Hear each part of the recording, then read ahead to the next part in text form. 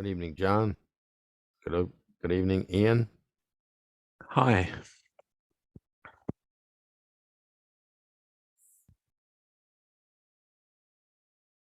Good evening, Al, with no mic. John. Everybody's showing up.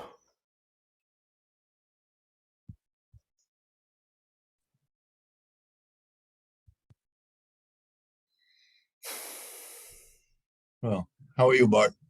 Good, and yourself? Good, good. Hi, Ian. Hi, John. Hiya. Hi, how you doing? Down here in Georgia, Georgia's a good place. Tifton, Georgia. Tifton? Tifton. I know that name. I actually know somebody who lives there. I didn't see him today. Or Probably her. not. He's a physician. Oh, well, probably good I didn't see him today. Yeah, right. At least I think he still lives there. He did. Well, it's said goodbye to Florida this morning and headed for Dalton, Georgia tonight, tomorrow. So I think Tifton has a railway museum, as I remember, steam museum. You know Don't more know. than I do then. Don't know. Won't I won't see it if they do, I won't see it. Got a Mexican restaurant. I probably wouldn't be visiting that establishment. Well, I didn't either, but and they have motels.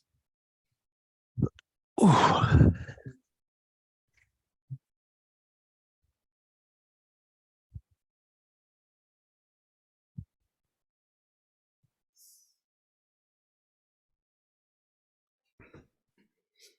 Good evening, Bob. Good evening, Bob. I got the Bobs covered. Good evening.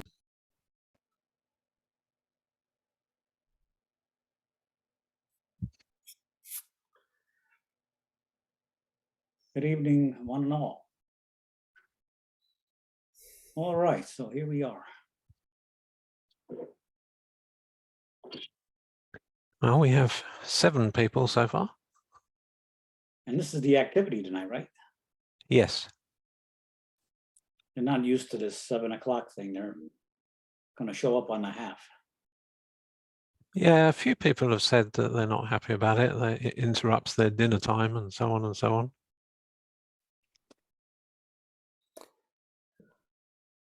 I'll be back. I got to go throw Rick out of the CW meeting so he knows to come over here.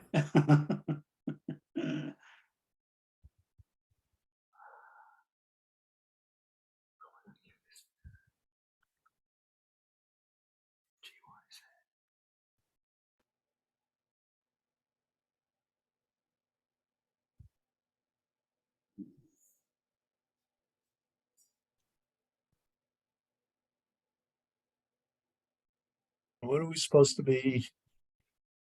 What is supposed to be the activity tonight is I have prepared a fairly basic presentation called Tools and Test Gear for the ham. It's really aimed at beginners, and given that everyone who's sewn up so far has probably got 20 more years experience than I have, it might not really be ideal. You'd be surprised. I mean, I'm sure most of us could get something out of it. Well, I hope so. Otherwise, you can throw rotten fruit at me virtually.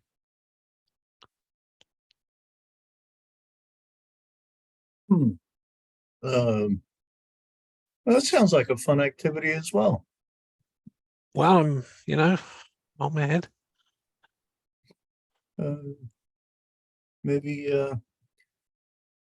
Maybe schedule that for next month. Well, we've got Ray doing his high altitude balloon presentation next month. Oh, And the month after that, we have Rich, who is got another one of his historical presentations on the I believe on the New Haven Repeater Club that he was involved in years ago. Well, that'd give plenty of time for the fruit to get rotten. Yes. Make it more fun. Yeah, I guess if I scheduled it for in the summer, it would, you know, it'd be nice and squishy and hot and runny. Yes. New Haven. Is there a haven in England? I think because call it New Haven. Well, there is actually a New Haven in England. It's a port on the south coast with a ferry service to France. And that, but yes, that is called New Haven. So I'm not sure where the Old Haven is. It's certainly, yes, but the New Haven on the south coast of Britain is all one word, not new and then haven. It's all it runs together. New Haven. Okay. Yeah, we have a lot of new cities with English. Yes. Well, and not only English, there was New Amsterdam before it was New York, wasn't it? I think it was. You ever been in England?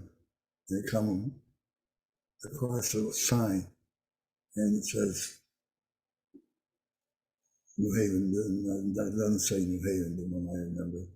But it says this town this way, that town that way, this town this way, and that way. And they're all mixed up because it's in England instead of the United States. It's Connecticut. Well, we have an old Saybrook. How do you figure that? Yeah. We had Wallingford residents that came over from England. Oh, from was it Oxfordshire, isn't it? Wallingford, Oxfordshire. Yeah. They came for the 300th anniversary, I think. Yes, I think there's a ruined castle in Wallingford in Oxfordshire that was destroyed by Oliver Cromwell because it was a threat to him during the English Civil War. We have the Three Judges Cage.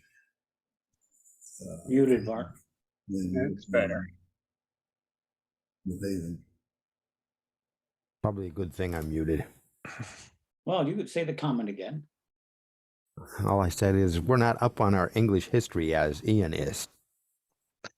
Well, yeah, but you could probably knock me into a cocked hat with American history. I mean, I learned a few basics. My citizenship test, I had to learn things like stuff about the government and civics that you have to do in elementary school.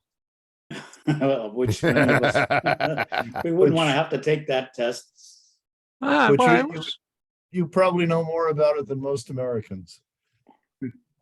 Well, I remember doing, there's 13 stripes on the flag for the original colonies, 50 stars, one for each state. I remember the 3 branches of government: legislature, executive, and judiciary. I remember there's, 635 members of Congress, is it? And 100 senators.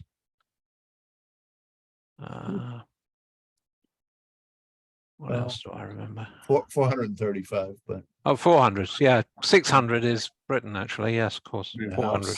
But the 435 changes with census. Right. Yes, it's Britain has 600 and something. I saw your members of parliament. They get pretty rowdy there. Yeah, it's a lot more rambunctious than Congress. Yeah, they get into it sometimes. And I think we've taken a page. Yeah, I know they save it for the State of the Union address. I don't think that 435 changes. I think the apportionment of it among the states changes. But I think that 435 does not change.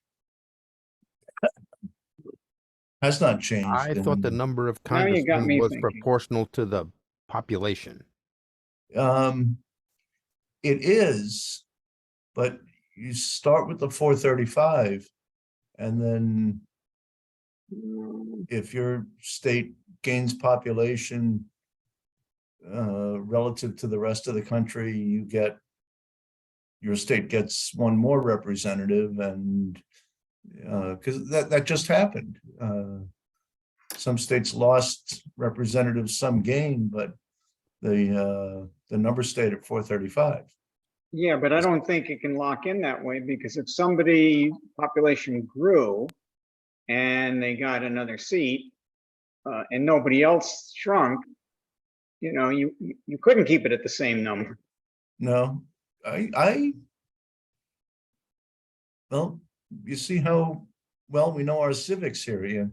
Well, it's I a believe, pretty obscure question, isn't it? I mean, I believe that it's been 435 for quite some time, and Well, because you have John, you're two, right. The number of voting representatives in the House is fixed by law at no more than 435, Hmm, proportionally representing the population of the 50 states. So John wins. okay. Good for you. Well, we all learned a little Somebody something. knows. Did you ever? I've gone into a bookstore in England looking for a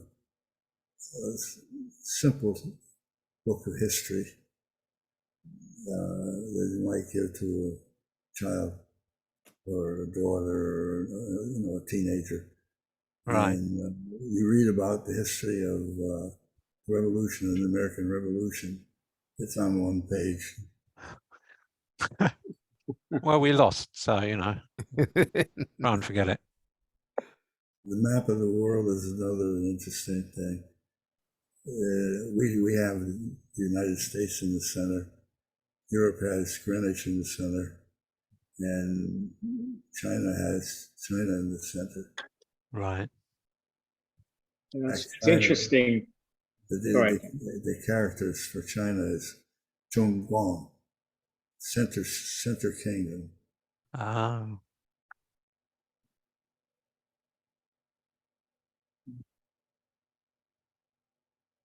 well, It's interesting because you wonder what would have happened, if the American Revolution did not occur, and how that would have affected history. Just little things, not little things like that, but just where would things have gone if one thing didn't happen or didn't happen the way it did? It's interesting to speculate on that stuff. yeah. Yeah. And, if nothing else had changed, say, all right, what would have happened around World War II? If the United States wasn't an independent country, how would that have played out and everything else? Well, I guess it would have been like, Canada and Australia fought on the Allied side. So I guess we would have asked the Americans to fight for us, please. Yeah, they probably would have. I'm just wondering if the advantages of American industrial power at that time would have been the same, and if the American contribution wouldn't have been as strong. You just Well, don't know. yeah, It's just interesting to speculate on this stuff. It's just, the way things could have worked out. Well, certainly There might not U.S. have been a industrial Second World War. U.S. industrial power certainly turned the tide. Britain could not have survived without U.S. industrial power. I mean, But the U.S. would have been part of Britain, and you still had the industrial power. well, I suppose so. Well, Yes. What I'm saying is, would the growth of that industrial power and the economy and all have played out the same if the United States was not an independent nation to go its own way up until that point? Yes. Maybe not. So, Maybe yeah, not. it could have, not been as strong as it was. There was a lot of anti-war sentiment, because from World War I, they said we're not getting involved in any more Oh yeah. foreign. Yeah. well, what Sure. would have happened if since I'm in Georgia, I have to call it the War of Northern Aggression. Yeah. What would have That's happened? true. I mean, would there have been an American Civil War? That's another cool way Yeah. to take it. That's what they call it down here, is the War of Northern Aggression. So, or some people do. Well, I saw an interesting thing on the net some time ago. A fellow speculated on how things would have played out if the United States had come into World War I on the German side, because prior to that, there was a lot of pro-German sentiment in the United States. There were a lot of people of German descent living here. And like you said, they had the idea of let's not get into this European war. And a lot of people thought that Germany was the aggrieved party, and if we did, we should go in on their side. So that raises a whole bunch of what ifs. I knew really a lot about. interesting. I knew a lot about anti-interventionism, and let's stay away from this. But that's interesting that there was a lot of pro-German sentiment. Yeah, early on there was people. I guess they felt, well, this is somebody assassinated the Archduke over here, and Germany sided with Austria-Hungary, and they were probably right. Let's, we should support them if we're going to go into this thing. And so I guess it was Woodrow Wilson who had a lot to do with changing that attitude. Right. Yeah. But interesting, if he hadn't have succeeded, what would have happened? Then again, if Germany had won World War I, would Hitler have risen to power at all? Oh, almost certainly not, because one of the main reasons for Hitler rising to power was really the fact that Germany was in utter poverty in the 1920s, and they had to pay enormous reparations to France, which really caused tremendous hardship and resentment. And Hitler was a popular leader because he wanted to strengthen Germany, and so on and so forth. They were also going through the Great Depression. Exactly. And they were blaming, looking for a scapegoat. Well, what do we think? Shall I get going with my presentation? It doesn't look like we're going to have too many more people coming, does it? Well, it's just a fairly basic presentation called Tools and Test Gear for the ham. I suspect a good many people might know a lot about this, but I aimed it at beginners. Oh, I probably need presentation rights if I don't already have them. Let's see, share screen. No, could I have screen share rights, please, Rob? I fixed it. Ah, thanks. Right.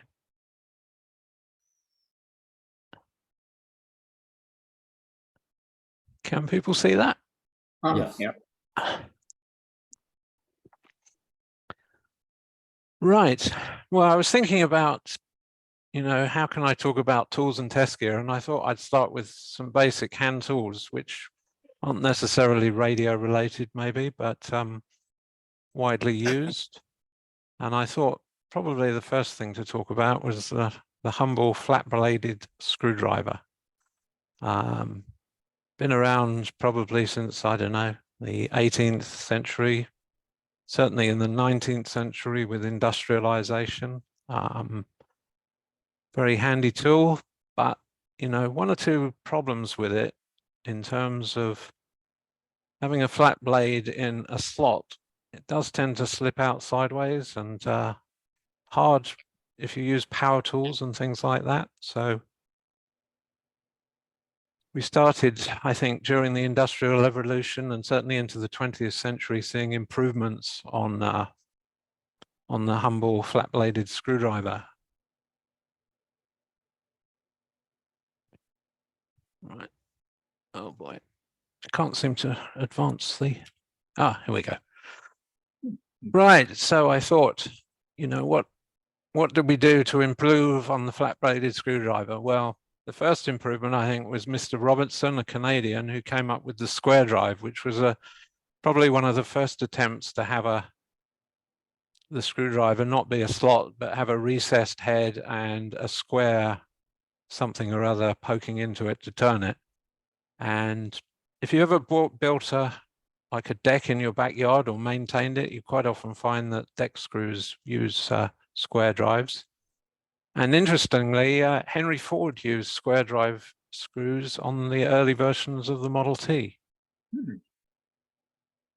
Now, going on for that, we then had Mr. Phillips, who invented the Phillips head screwdriver, which is in the illustration here. Can you see my mouse pointer? Hopefully you can. Yes.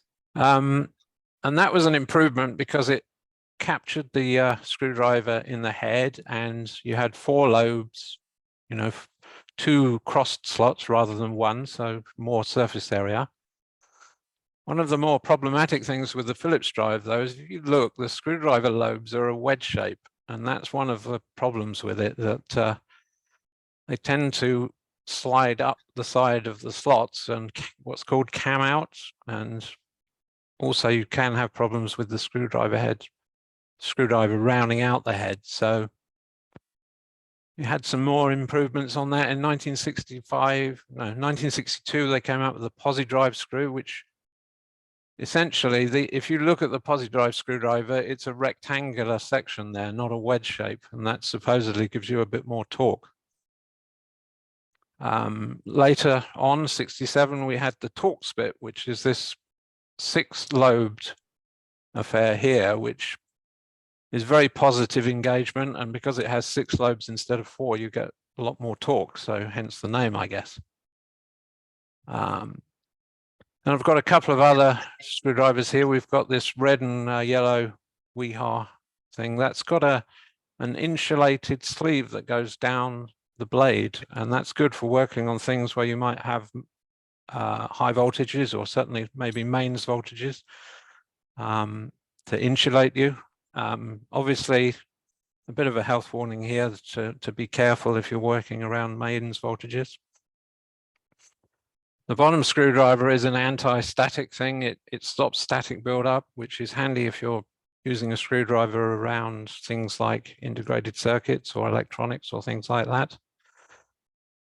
I listed a few little special things here that I don't think are widely known. Well, the Japanese industrial standard was, I think, popular on motorcycles in the day, and I think some radios used it, but it's very similar to Philips, and I think it's been supplanted by Philips.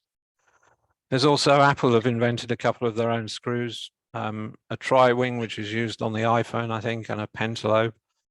Those, I think, sometimes I think Apple invent things just so that they can charge more for them, but maybe I'm being unkind to them. Or honest.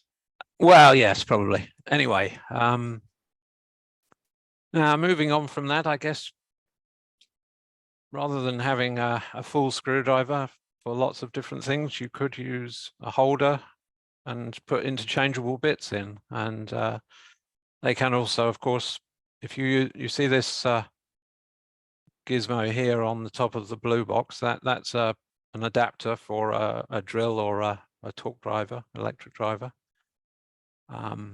Those are good, providing you don't overdo it and over tighten and so on. This is a standard 1/4-inch drive one, which is commonly used by handymen and all kinds of people. There's also this one, which is a 4mm drive. It's a little smaller.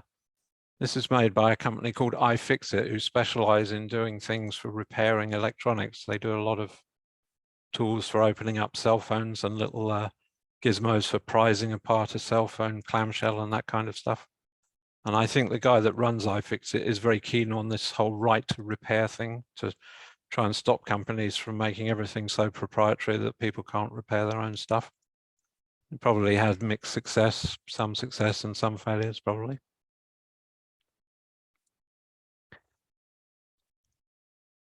Right, well, let's get on to things like pliers and wire strippers. Obviously, in the radio world, we're dealing with electricity, which involves things like connecting wires to terminals, or maybe soldering them, which we'll get onto later. In order to prepare a wire to either solder to it or put in a terminal strip, you need some kind of way of stripping off the insulation back a 1/4 or 3/8 of an inch or so. So right in the middle here, we have the Klein tools. That's a manual wire stripper from about, I think it's 22 to 32 gauge, fairly small wires. And you've just got a circular cutting blade in there that you clip the wire and slide off, and bingo, you've got an exposed wire. These two tools on the left are an automated version of that. This thing is a fairly cheap Chinese thing at the bottom, the red and blue one. It kind of grips the wire and pulls the insulation off. The one at the top is a bit more substantial and a bit better working.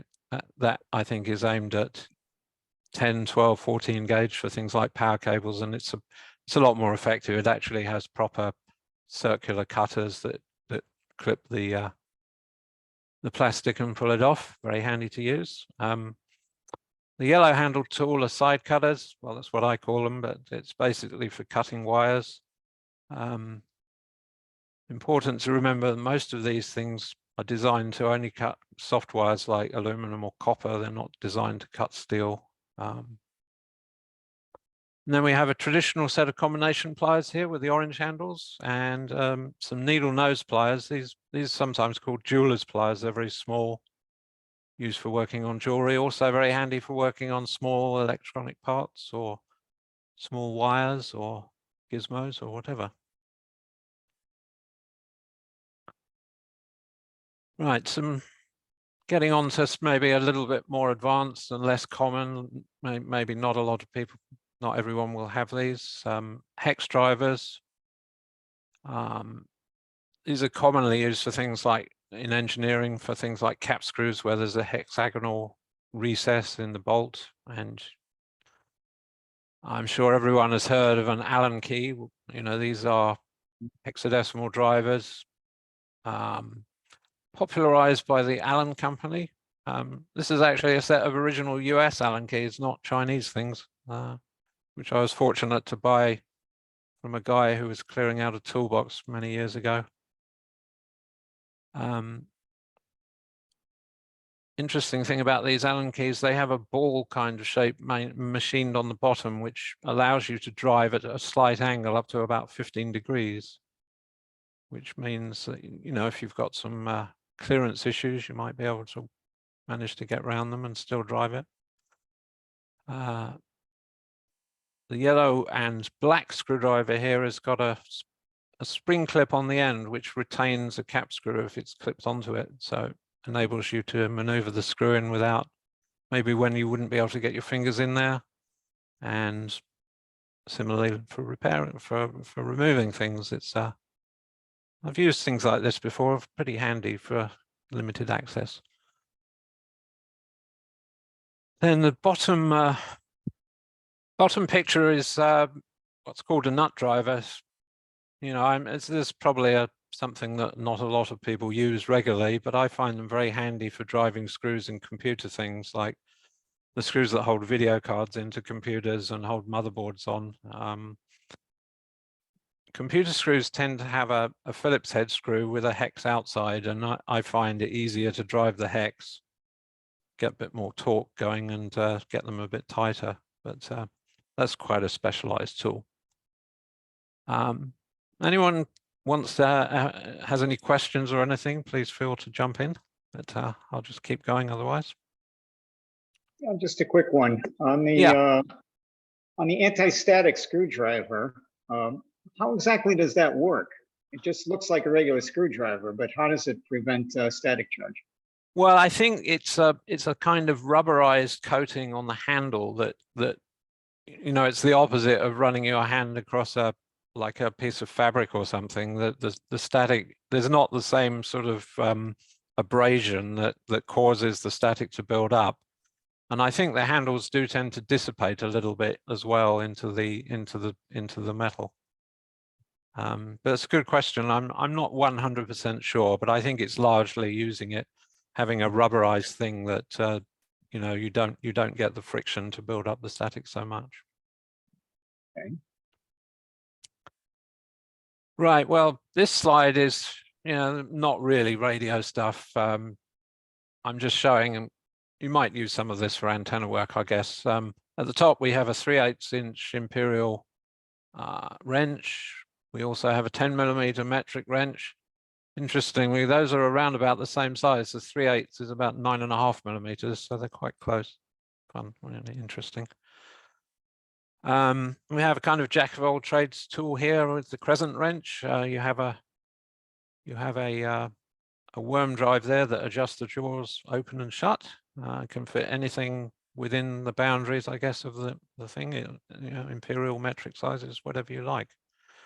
Good handy catch-all tool, I guess, but the one weakness is that, you know, the jaws don't stay put necessarily. They can ease it open, and you can start rounding things off. But it's a handy tool to have in your back pocket if you want to carry one tool to do lots of things. Next door to that is a 1/4-inch drive socket wrench. That's more of an automotive thing, but there are sometimes uses for that.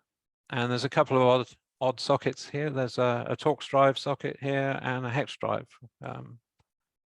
Obviously, if you do a lot of automobile work, you're probably going to have a fair number of sockets and socket drives and things like that. But you know, if you're tightening an antenna up with a U-bolt on it or something, or doing work on a tower or anything substantial like that, certainly handy. Right, so getting on more onto radio-y type stuff here.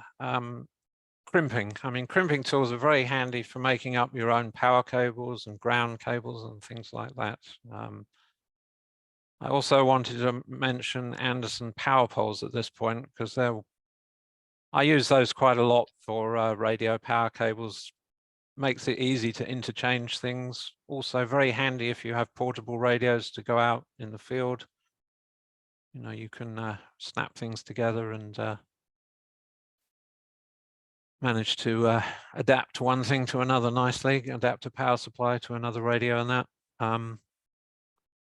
These power poles, well, John sells them.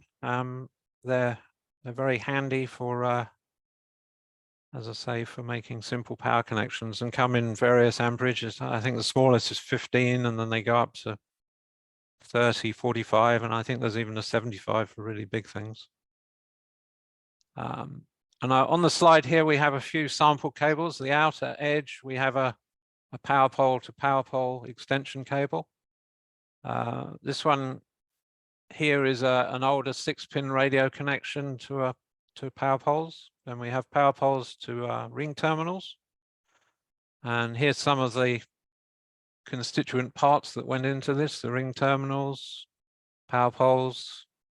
The green wire here is a grounding cable to ground your radio out. That uses, I've got a selection of lugs here. There's a 10, 20 and 30 amp. I think the grounding cable is using 20 amp. And I've also used on these a little bit of heat shrink tubing, which is nice to kind of get a nice clean dressed end. You just slip it on and heat it up with a hot air blower or something like that, and it shrinks.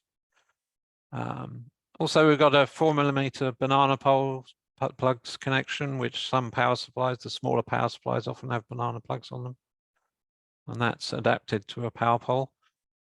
A few loose power pole sockets and the actual connectors here. I find them very easy to use, and I'm sure a lot of people who do aries and portable work do too. I think they should color code the 15 and the 30, because they're very hard to tell them apart if you mix them. Yeah, it's just the size of the connector, really, isn't it? The housings are the same, and I mean, this connector is very, you know, there's a fairly small difference between the 15 and the 30. I mean, they are noticeably smaller, the 15s, but not. If I may. Yes, go ahead, John.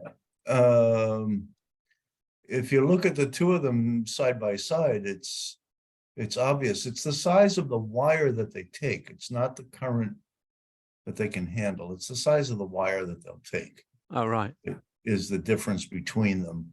And if you look at what they call a 15 amp, 15 amp terminal will take up to maybe up to number 16 wire. What they call the 30 amp terminal will take 14 and 12 with no problem, but it's the terminals themselves will handle a lot more current than what they call them. And if you look at the contact tongues, and our old pal had lunch with him last week, our old pal Mr. S.A.M told me, all the current's got to pass through that contact tongue. So if they're the same size, the 30 amp terminal or a 45 amp terminal is not lower loss or less resistance or heavier duty. It just takes bigger wire. So you decide first what wire your installation, what size, what gauge wire your installation needs. And then you buy the terminals that fit that wire, not the other way around. Oh, right. Thank you, John. Yeah, I suppose I hadn't really thought that through. But I see exactly what you're saying, though. And just quickly, one more point. If you've got 30 amp terminals and you've got small gauge wire, 16, 18, 24 gauge wire, fold the wire in half or in four, put it in a 30 amp terminal, crimp it. You just fold the wire in half or four just to get more meat in the barrel, crimp it, and you're good to go. Excellent. Okay. Well, thank you very much, John. I think there's one I didn't mention here is what I call it a spade terminal. It's that's probably used more in electrical things, but you do see them. Right. Well, talking about crimping, here's some examples of crimping tools. These are, well, the ones on the left are really coax crimpers, and the guy on the right is an Anderson power pole crimper, and there's the three sizes for the what we talked about, 15, 30, and so on. I seem to end up using, either one of these, which I think is a 0.4 or so inch particularly on my larger cables, and then I suppose this is the RG8 kind of size, which is 0.24, and the left-hand crimper has the smaller coax dies here, and this guy is crimped with this big die up the top here. The dies are held into the crimping handles with two screws here and here, and similarly here and here, and you can unscrew them and take them out, and there are dozens and dozens of different crimping dies available, all sorts of things. These are we've got coax here. That's another power pole die actually, with the big boy 75 amp one here. I use these a lot and they're very, very useful. I like being able to make up my own cables and have total flexibility on what I do. Bit more on crimping tools. This is a nice crimping set. John will probably recognize it because I bought one of these from him about 4 or 5 years ago, and it was a very good set to get started with. Came with a basic coax crimper, some wire cutters, a couple of large and small coax strippers, and a handy screwdriver to undo the things that hold the dies in. So I must say I've been very pleased with that set. I've added extra things to it, but it was a good way to start. All right, and that's done with crimping. So let's go on to what I would call soldering and what you guys would call soldering. As I'm in the US now, I'll call it soldering. Some people use solder to make power cables instead of crimping, and there are arguments both ways on that, I guess. But certainly if you do any electronics works, build any equipment yourself, you're likely to do some soldering. The top iron is a basic soldering iron where you set the temperature with this little dial here, and it works okay. It works reasonably well if you're careful with it, but you have to be careful about the heat. I mean, some of them, the settings are not very accurate, and the other thing is the total overall power of it is not usually all that great, but they're certainly good for getting started with. And if you know the limitations and work within that, you can get some very good results. Another good thing about this type of iron is it's pretty cheap. I mean, you can buy an iron like this with a few accessories, a few extra tips, and a spool of solder for I think about $12 or $13. It's really cheap on Amazon. Good way to get started for someone who just wants a basic setup or wants to try it out without too much cost spent on equipment. A better option is one of these temperature controlled stations where you can set the temperature on the unit and it will regulate to that.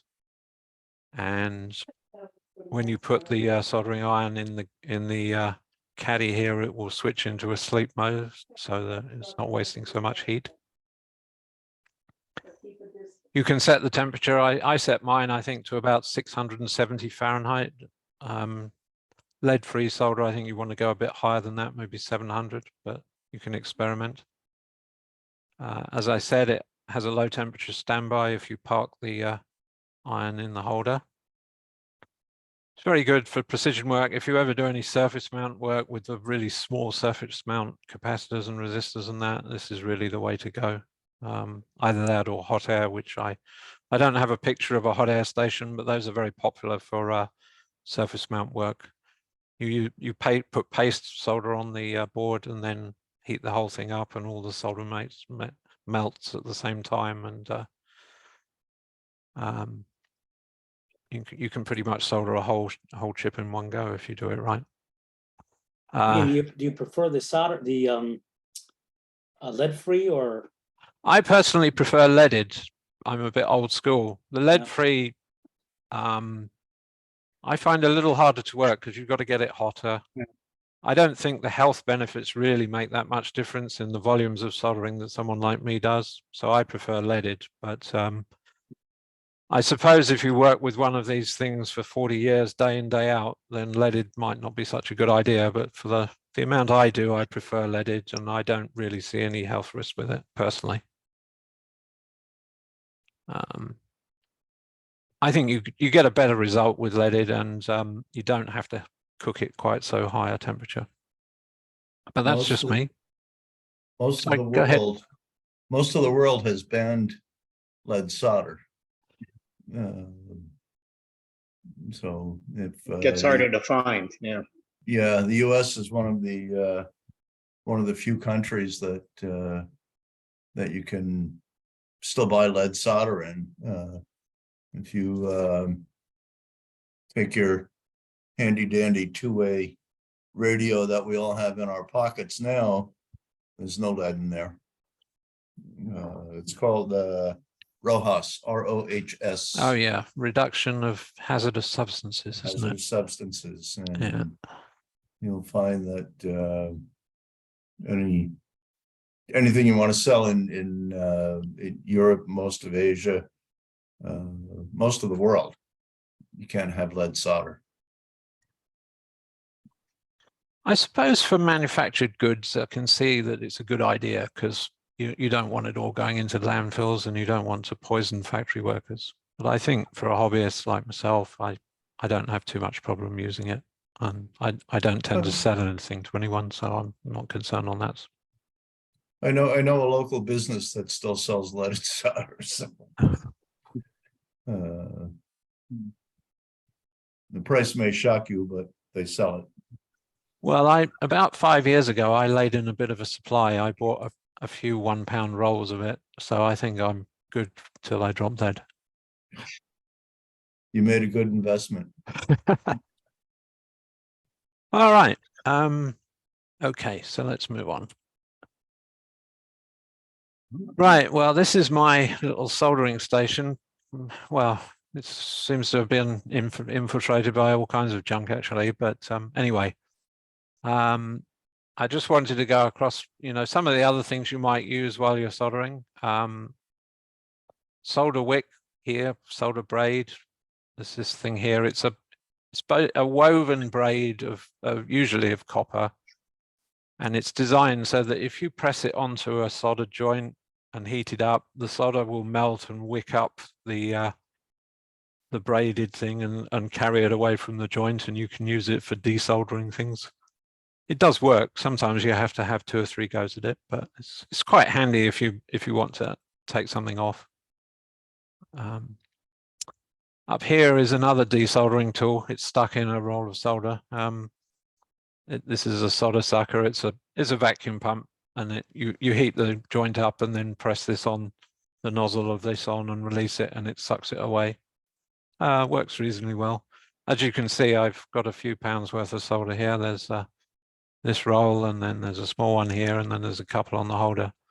These are fairly small sizes. I think, I forget, the top one is pretty small, something like 0.4 of a millimeter or something. It's very good for surface mount and things like that. I also have some liquid flux, which is good for, if you're soldering things like integrated circuits, it's a good idea to put flux on all of the pads, and then makes life a lot easier for the solder to wet and make a nice joint. If you do a lot of that, you need to clean the old flux off, and the thing next door to it, the isopropyl alcohol, is very good for doing that.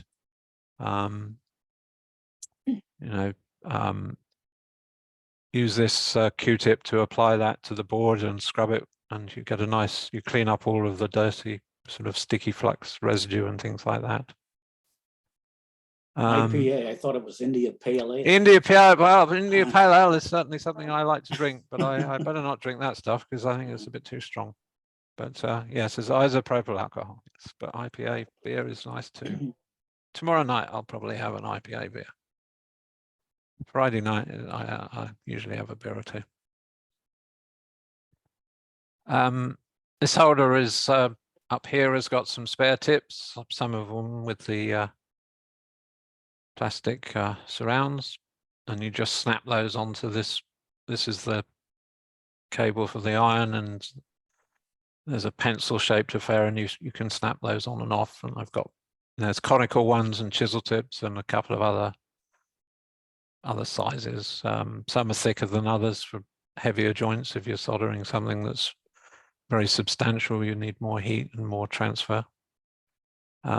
This thing here is, some people clean their soldering iron tips with a sponge and water. I prefer to use this, which is a kind of brass swarf. It's like millings of brass, and you just poke the tip in there, and it acts as a bit like an abrasive, but because it's brass, it's fairly soft and it doesn't damage the iron. It's nice because you don't get any water on the tip of the iron, which if you're always worried about rust and things like that if you do that. This thing here came with the solder station. It's just an insulated heat resistant rubber pad that sometimes I'll use if I'm just soldering something loose rather than on a board or anything. This thing I call a spudger. I'm not sure what it might be called in the US, but it's basically for prizing things open. It has a point on one end and a kind of a chisel tip on the other, and it's very handy for sticking into things and prizing them apart. Things like cell phone shells or anything and everything. They're very handy for kind of prizing things apart and not damaging them too much because it's plastic, not metal. And we've got some small tweezers here. These are stainless steel, so they're not magnetic or anything, or very handy. And there's a clamp here, or I'm not sure if it's a clamp or forceps. I think clamp probably is the right word, but handy for grabbing things. And this is an assortment of components here on the bench, just littering it, some transistors and capacitors and resistors, and I think that's a crystal, but anyway, just general junk. In Sorry, college, go ahead. those clamps, you call it clamps in college, my friends always call those roach clips. I never understood why, but But still, it can be very handy for gripping something and adjusting it and that. hemostats. Yes. Okay. Yeah. Yes, I never understood why they call them roach clips, of course, but Yeah, You sure. can't grab Right. their little legs with anything bigger. that must be it. Yeah, You were the guy with burnt fingertips, John, huh? He's got about a dozen of them in his drawer.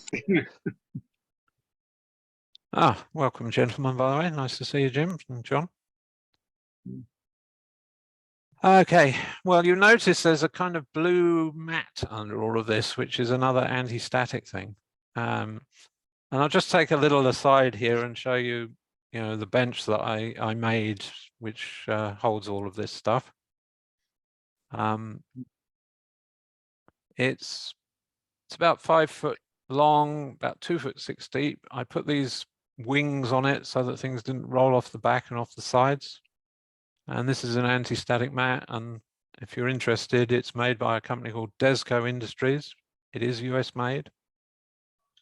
And you're really supposed to put a clamp on this and put a cable to ground, which I have done on the, you know, but it wasn't done at this point. But yeah, it's a nice setup, and the rubber mat also protects against spills of flux and things like that. Easy to clean. So anyway, made that about 5 or 6 years ago now, I should think. It's just mainly 2x4s and stuff. Anyway. Right, well, let's get started more onto the test gear kind of stuff rather than tools and that.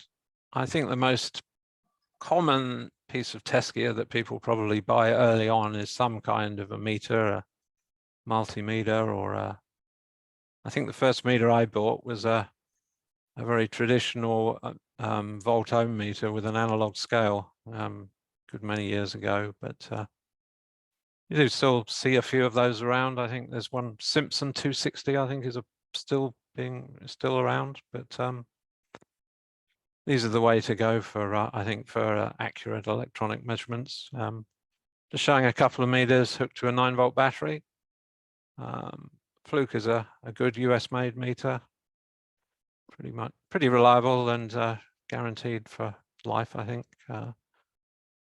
Not cheap though, unfortunately, but I guess you get what you pay for.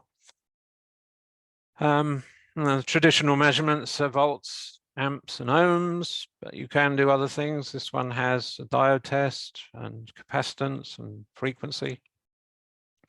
Very handy for doing diagnostic work or just checking that your power supply is giving you the right voltage and things like that. Can also do other things like temperature measurements and that. Because I've been doing some of the electronics things with Dave, I thought I'd mention, you know, this meter has microamps, which is very handy. The blue one has microamps, which is handy for small signals for building circuits and things like that and diagnostic work.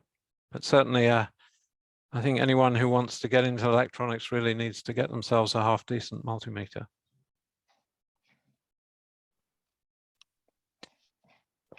Step up from that is a bench meter, which is more accurate usually, and usually has a greater variety of measurements. I managed to buy this cheap on eBay. I can't remember, a year or two back. Generally, the resolution and accuracy is a little better, and there are some nicer functions. Like this one has a maximum minimum option where it will measure the highest and the lowest voltage so far, and it will keep updating. So you get a bracket of like the largest voltage and the smallest voltage. You can get it, I think, to trigger on things and things like that. I just connected this to the power outlet in the house to measure the mains. So we got 123.7 volts here, which is slightly high, and 59.967 hertz. So just a fraction under 60 hertz, which is what it's supposed to be in the US. Of course, back where I come from, it's 50 hertz, but we won't go on to that.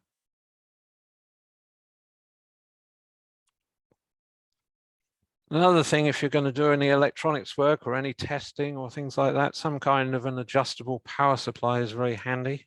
And what's extremely handy is if you have something that has some kind of limitations on the voltage and the current so that you don't cook things too much. This supply was kind of a kit that I picked up on a few years ago. It has 2 channels. So there's channel 1 here, channel 2 here. The light on for channel 1 is active. The left-hand column of the display are the settings for channel 1, and this right hand is channel 2. And you can see I've set it to 9 volts, and I've set a current limit of 15 milliamps. And the circuit is actually drawing 11 milliamps. So if it ran away, the power supply would hold it at 15. That's very useful for testing things where you might want to limit the current initially while you're diagnosing and seeing if the circuit is doing what you expect. This thing was actually developed by a guy in Croatia, of all places. It was an open source project. You'll see it says open hardware, open source, and yeah, it was quite a fun little kit to build. And I rather like using it. I use it quite a lot. Here I'm playing with a little 555 integrated circuit, flashing a couple of LEDs, just for a bit of fun. And there's also a radio control servo here. I think I had another little project a while back where I built a thing that would drive a servo with a 555 timer, which was basically doing pulse width modulation on the servos. Work by having the pulses of the incoming signal get wider or narrower, and that's what moves the servo around. Anyway, that's kind of a little bit of a tangent, but anyway. And some of these power supplies are quite advanced. They can have logging and triggering and network capability and that. I mean, the professional grade instruments that are made by people like Tektronix and Keysight really get quite fancy and, quite complex. But certainly very useful for electronic hobby kits and things like that. Another piece of test gear, which is handy if you're doing any hobbyist type work, if you want to test circuits, is a signal generator, which will generate basically all kinds of interesting waves. I mean, the most basic one is probably a sine wave. Here we have it set to 100 hertz, 100.00 hertz.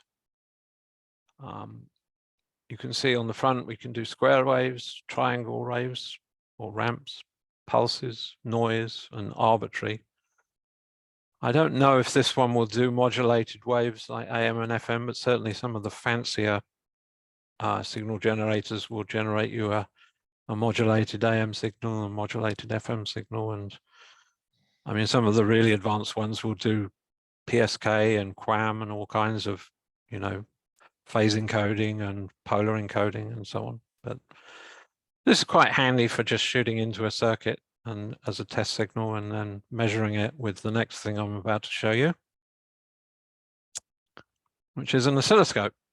And I've been doing the Wednesday night classes with Dave Tipping, and we've been doing things like building amplifiers and oscillators and things like that. And this is a very handy tool to, look into what's happening on these circuits. I have to say it's a bit of a luxury tool. These are not cheap, and a lot of people probably would, it would be a bit of a stretch to buy something like this, but well, it's nice to have if you can scrape the pennies together. This one is a 2-channel. I mean, a lot of them are 4-channel now, but this is 2-channel. It's 100 megahertz, which is more than enough for most electronics work for hobby type things, and it will, it certainly goes into up into the radio bands and that. Prices rise as you go up the scale with more bandwidth, more channels, and all kinds of whiz-bang features. Some of them even have fast Fourier transforms, which makes it into basically a signal analyzer or a network analyzer. In this particular picture, I have the 2 channels. Channel 1 is the yellow trace. That is set to 50 millivolts a division. These divisions, this blue grid here, you'll see there's 8 high and 10 wide. So one division vertically for this guy is 50 millivolts. The green is the output, and that's set at 500 millivolts. So that's 10 times as big. So if you look at this, it fills maybe 1 division, and this guy fills about 2.5 divisions. But 2.5, and then you can multiply that by 10 because it's 10 times the scale. So about 25, a factor of 25 multiplication. So the output signal is 25 times larger than the input. And I say that here. The dotted lines are a thing called cursors, which you can set to measure things on the screen. I think they were just left there from something else I did. I wasn't actively using them. You can see there's some statistics here, like the input signal is 100 Hertz, and that I'm feeding into the circuit that I'm testing. Peak to peak for the input is just over 50 millivolts, and peak to peak for the output is 1.37. And I think if you multiply that out, it's around about 25. Now I'll show you the circuit that I was actually testing. This is a little single transistor amplifier that Dave was going through with us a couple of weeks ago. Have an input here on with a capacitor to block DC, resistor into the base of the transistor, output capacitor for the signal to come out, and some biasing resistors for the circuit. These clips here are, one is feeding in the sine wave to come in, one is measuring the sine wave that's coming in and going back to the yellow trace I showed you earlier, and then this one is measuring the output. And the whole thing is powered by a 9-volt battery. Now the white thing here is what's called a solderless breadboard, and it's basically a matrix of little clips. There's little clips under these plastic holes, and you just push the component leads into them and they grab and hold them in place. And you'll see, if you look vertically here, all of those 5 holes are joined together. In each row, they're all joined together. And then at the top and the bottom, you have a horizontal row, and they're all joined together. And those are really the power buses. You'll see the battery red goes to the top one, and the battery black goes to the bottom one. And then I feed the power in through connections here and resistors.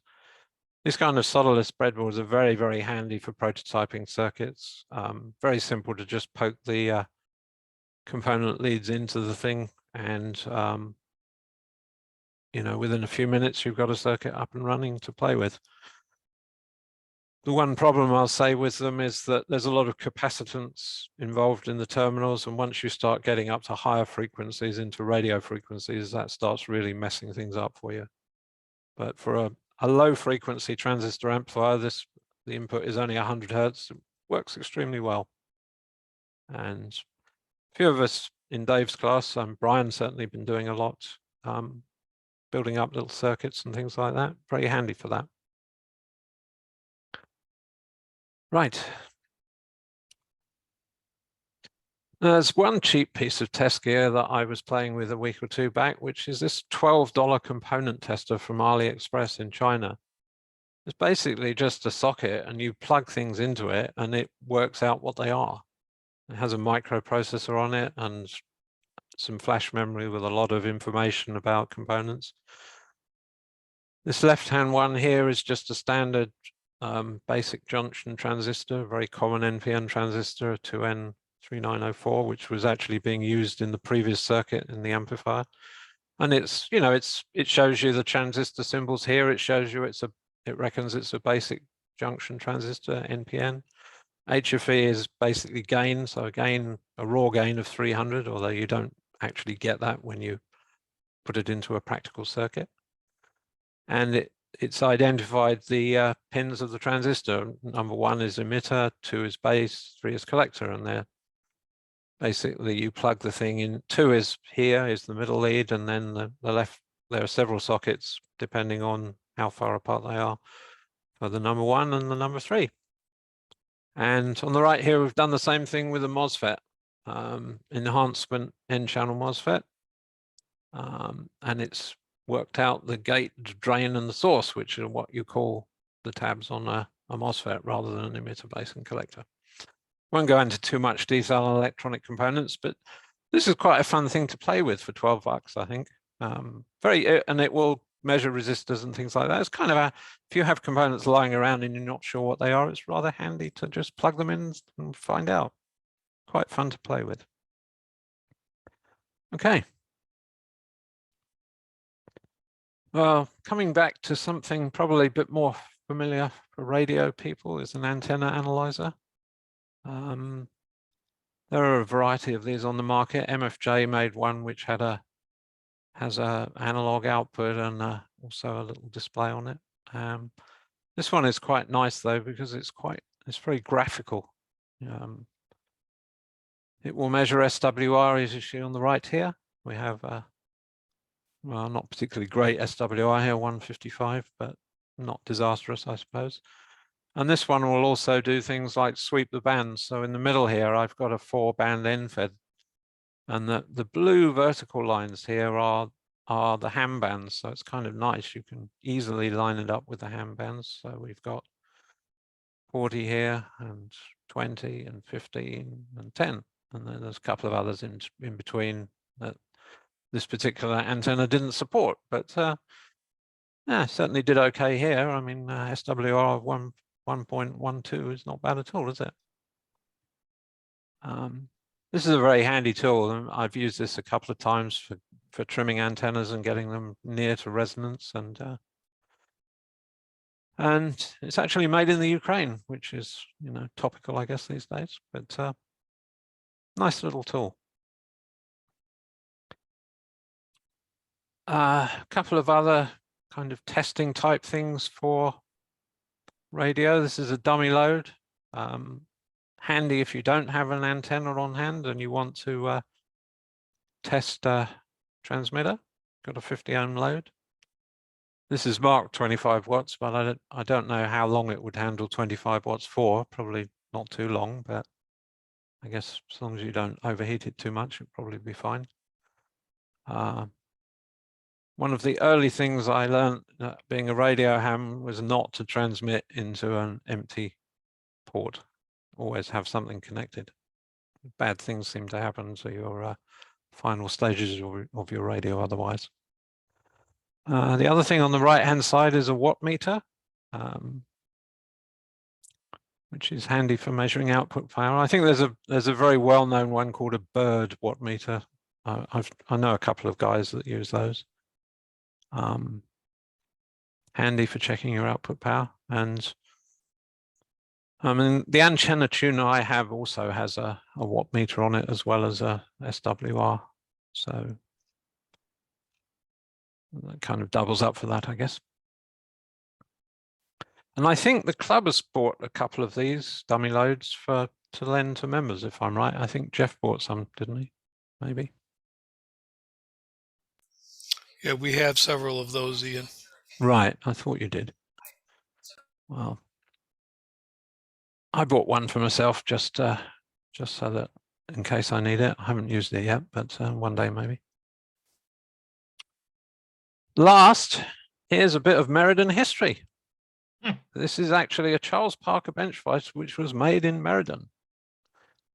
This is really nothing to do with radio, but seeing as it has a connection to the club's hometown, I couldn't resist it. I bought this off a guy who was clearing his house out about 15 years ago, and it was in a bit of a state when I bought it. It was rusty and filthy dirty, and I rehabbed it and gave it a few coats of paint and put a bit of white paint. But there you are, Charles Parker Company, Meriden, Connecticut, USA. I think Nice this job. It looks great. Yeah, I think this is probably from the 1950s. I think the Charles Parker Company used to make all kinds of metalworking things, and I think even shotguns as well.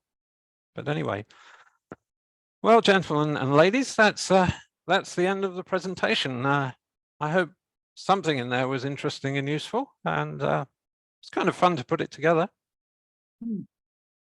Very good. Thank you, Ian. I got a question for you. Sure, yeah, go ahead. I have an old Tektronix analog scope, and occasionally while I'm using it, put the test probe to a component and I would get a spark. I found out that the scope and the device under test were sharing a common ground, so I've had to build an isolation transformer for testing anything so that they do not share a ground. Do these digital scopes have the same problem? Pretty much, yes, because the scope is mains powered. It has, yeah, the ground is connected to the you know, the mains ground. So you have to be real careful about that kind of thing. You can get round it by using what's called a differential probe, which is where the probe is not well, the probe has two connections, two probes on it, and it has a ground, but you can actually get the differential probe to float so that it's only, if you have like plus 100 volts and plus 150 volts, if you connect the differential to it, it only sees 50 volts, so it doesn't blow up the scope. But you're talking about quite a lot of money to buy one of those, unfortunately. Yeah. I wouldn't think that a battery powered scope, like I had at work, I had scope meters by, I think it was by X-Tech or Fluke, I can't remember, but they were battery powered. I don't know if they would have the same issue since they're independent. No, I don't think they would. I think they would float. I think they'd be like a multimeter. They would float. Yeah. Okay. Yeah, because they have over a megohm of input resistance. Right. Comment. Yeah, go ahead. Yeah, you're Rob? right. You're right about that, John, about the battery operated. They're isolated. You can also use an isolation transformer, 1-to-1 isolation transformer on your scope. Yeah, that's what I had to do. Actually, I put the circuits on the isolation transformer. My scope draws quite a bit of current, and the transformer I made is only made for 1 amp. So a little light.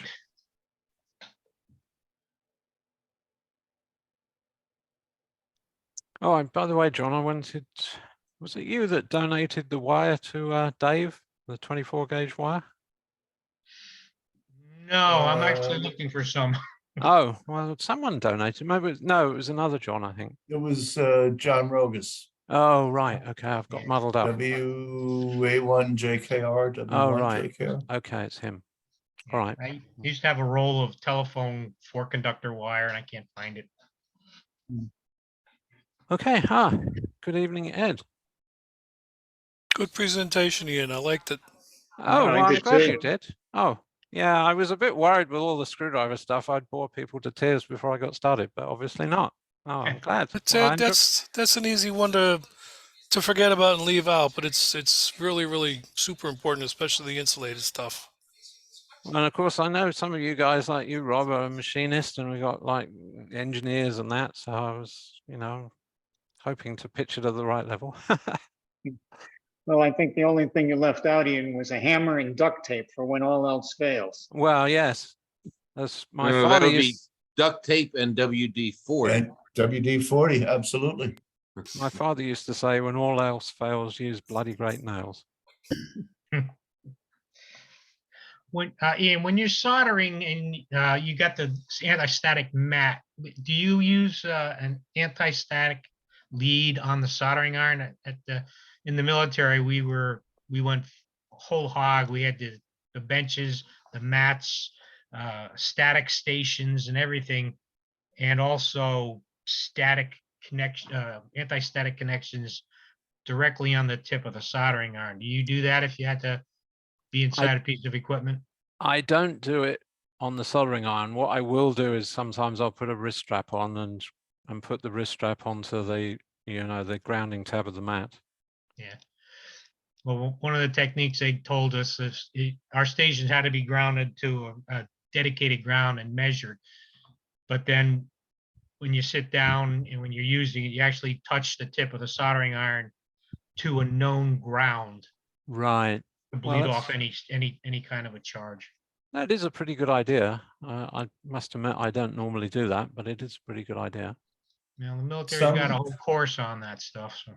Right. Some of the better soldering irons are grounded, well grounded, and they're advertised as such. And some are not. If your soldering iron does not have a 3-terminal plug, for example, I think you can be pretty sure it's not well grounded. Right. Well, my Heiko station does have a 3-terminal plug. I'll have to get the manual out and have a look. It might well be. Yeah. That's a commercial grade That's a well-respected and commercial grade iron, and can't imagine it's not. Yeah, it probably is. I must remember to look that up. Yeah, I've been very pleased with that. I mean, it wasn't cheap. It was about, I think it was about $150 when I bought it, and they're probably more like 300 now. But you know, Yeah. I tend to like to buy good quality tools, I must admit. Yeah, we used to use those at work. They're they're pricey, but they're nice. Well, you got what you pay for. Yeah, that's how I always look at it. I mean, you might have noticed a couple of snap-on wrenches in there. Well, they ain't cheap too. Oh God, when I had my bicycle store, I spent an awful lot of money on Snap-on tools and don't regret spending any of it. I love them, but every time I climbed into the snap-on van, I could feel my wallet lightening. Yeah. Oh God, yeah. Yeah, we've got that guy coming our lot every Thursday. He was there today, and it's like kid in a candy store kind of thing. You know, you just walk in there and you're what do I want to buy, but I don't really need. Back in the day, well, we're all old enough to remember Sears Craftsman being Oh yeah, decent tools. yeah. Well, they were US decent made. tools, and I remember back when I had my bike shop, I would spend on one wrench what a whole set of Sears Craftsman wrenches cost. But Craftsman had a good warranty too. yeah, oh yeah, and they were for average homeowner, backyard mechanic kind of type guy. Sears Craftsman was all you needed. I was buying wrenches that I was going to use every day in commercial service. I bought Snap-on and never regretted it. I never liked the Craftsman ratchets. They that little lever to go reverse or forward always used to slip out of gear. You gotta watch what the nowadays Snap-on sells Blue Point brand, yeah. which is a Chinese-made version. They carry the same lifetime warranty, but they're still not the same quality.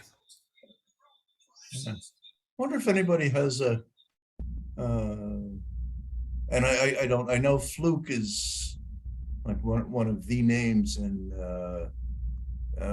say a basic voltmeter. Fluke is one of the top quality names, and they're probably I don't know what they cost even. I don't own one. Harbor Freight, $5 voltmeter. Is the Fluke really that much better? I think one of the good things about the Fluke is it has a lifetime warranty, but if you're saying the Harbor Freight one does, yeah, well. In a relative sense, like John, I feel that, and I've owned everything from the stuff you get for free when you buy X amount of books to Fluke 287s, 289s that come with a pedigree. And $5 Harbor Freight meters. The relative differences, you're still going to measure voltage. It's going to be accurate for what you need. And yeah, maybe it doesn't have the insulation quality, or if you're into precision measurements for, I don't know, whatever reason, you probably want a Fluke, but otherwise you could probably get away with not having to have a Fluke. Well, John, I'll Yeah, tell you the average person doesn't need a sophisticated one. when I'm at work and and I got to get into a 480 volt 3-phase cabinet to see what's going on with one of the presses of the machines. I'm not putting my hands in there until the Fluke meter tells me the power's off. So I don't trust anything but the Fluke at that point. I've used Fluke for my whole career, and I've dropped so many of them and picked them right back up and work. I have one now. It's a Fluke 21. It's probably 30 years old. I dropped it. The case cracked. I epoxied it together, and it still works. I wouldn't do that with any other brand.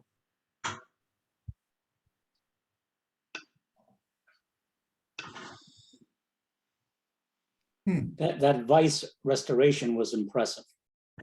Yeah, it was just mainly just taking it apart. You sandblast it? No, I used wire brush mostly on it. I just spent hours wire brushing it. Ian, you got a before picture? I might have somewhere, but it might take me a while to find it.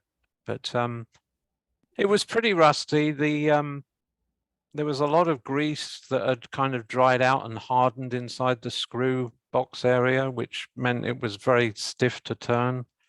So I basically just blasted it with things like WD-40 and degreaser and things like that. And I put it in a bath of degreaser and left it overnight for a day or two, and I just cleaned everything by hand and wire brushed it. The difficult thing was the jaws are actually held onto the cast iron by little I think they're about 1/4 inch pins, and I drove the pins out to take the jaws off, and that was really difficult. A couple of those were really seized in. I had to put a little heat on them and pound them with a drift to get them out. But it was mostly just hard work and wire brushing, really. Yeah, I picked up a number of years ago. I picked up a big vise at a tag sale, and their vices are expensive. This is a big one. I figured the guy was going to ask about $50 for it. He said $5. I grabbed it. Oh, it's a nice vise. The only problem, it doesn't rotate, but it is. Boy, I'll tell you, I've used that how many times? Oh my goodness! Yeah, big everything. A year or so back, I managed to pick up a Wilton bullet vise, which is nice vice, but no, that was $350 though. So I'll tell you, if anybody sees a vice at a tag sale for $20, they're well worth it. Oh yes, absolutely. Yeah, you pay $100 for a new one. Yeah, easy. Well, smoking and drinking are expensive, but I could use another vice.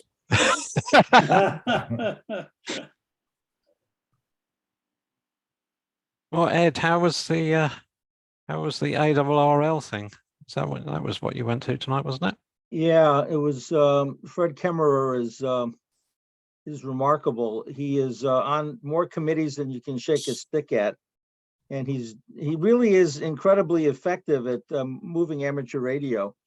So he gave a large list of activities that were accomplished at the board meeting, and he was pushing the club reimbursement where you get $15 for members to sign up and so forth. They're very high on that. They were pushing money to support club conventions that are having trouble surviving because of increased costs, but they only put $150,000 into that, and they're mostly for clubs that want to hold a convention at a major city like Los Angeles or New York or Chicago. They're not really giving money out to the smaller venues. So I'm not sure how far that's going to go, but at least it's a start. And there were about 140 people on it. So it was unfortunate that he had to do it at this time, but I appreciate your handling things here. Next week, we're supposed to, next month rather, we're supposed to have Ray talk about the balloon, which everybody seems to have an opinion about that. I've been getting a very large number of emails. So we'll see. I think it would be an interesting subject. And the month after that, we've got another bit of history from Rich on the New Haven Repeater Club, which I think will be interesting. Mm-hmm. So I've sent out what of the 7 programs for the Marconi project. I have 4 of the programs, written documents ready to send out for review by the whole club. I talked to Sean today and he's going to get me his. And K1LYP needs to get me his. And then I've given Rob a deferment for him to get the satellite program up and running. So once I get those 6, I'm going to send them out to the entire club to look at and make comments. Some may think I left out certain sections, or they did. And then we'll just let everybody have some comments and see if we can make it better. And then we'll send them out or make them available to clubs around the state and also to the league. So that's moving forward. Don't make some crazy form for comments. Just let people email them to you. As a matter of fact, that crazy form, which is the next item, which is the Constitution, was a blessing, because the last thing I need are 6 pages of people waxing prosaic. I need a short staccato. What do you want to do? Why? And how do you propose to change it? And then Yeah, but did you see how I had to shoehorn in that last one I just sent you? It's a tribute to your ingenuity. I salute you. So I sent out a timeline of how the Constitution Committee is going to function. We're going to get going on that sometime soon. I think, what was that, the end of March or something? Deadline for comments. We may move that up if there aren't any more received, but it's going to be a very open process. Some people have already predicting doom and gloom and major fights and so forth. We'll see how it goes. I'm thinking, well, not every single comment, for example, changing the dues deadline, whether it's March 1st or March 31st, that I'm not going to bring that to the full club. But there are things like term limits, I think should be open for discussion. So the committee will decide on what things to bring forward, and we'll have some town hall meetings and discuss it, see where we go with it. I've gotten about 35 comments already, most of which have come from Rick, I must admit, but he did a very, very compulsive job. You're quite compulsive, very, very impressive. I prefer to use the word thorough. Ah, yes. Agreed.